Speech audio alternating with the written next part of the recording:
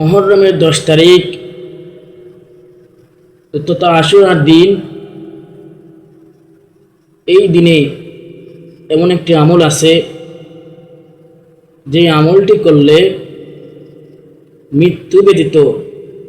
আপনার শরীরে যত রোগ আছে এই আমলটি করার কারণে আল্লাহ পাক রব্বুল আলামিন আপনার সমস্ত রোগ থেকে শিফা দান করবেন।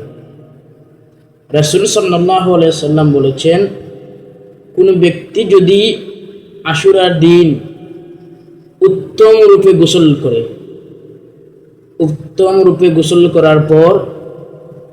যদি কোনো আল্লাহর বান্দি বা আল্লাহর বান্দায় একবার সূরা কুলিয়া আইয়ুহাল কাফিরুন,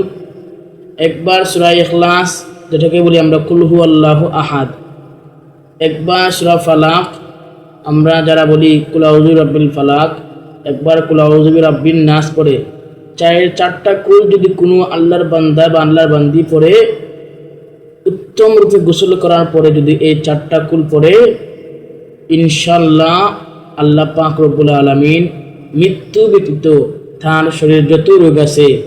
সমস্ত রোগ থেকে আল্লাহ রব্বুল আলামিন তাকে শিফা দান করবে।